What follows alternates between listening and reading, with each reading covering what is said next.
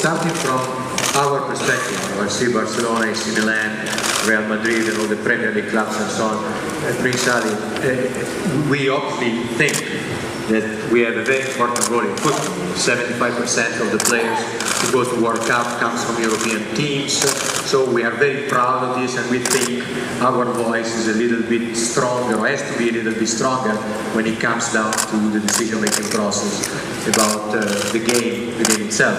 But how do you see us from a different point of view? Elected by my confederation specifically to push new ideas in a new way.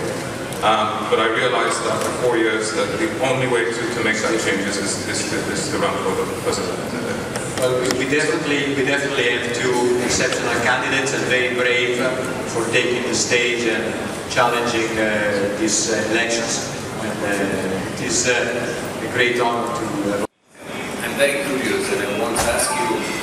You usually be involved in your gymnastic competition, which is probably have 10,000 spectators. And when you go outside, when you are in a World Cup or in another kind of competition, like in Champions League, you have 40, 50 or 60,000 people, and it makes the situation is different. How can you, if you think of improving, because you told us that it's very important to improve.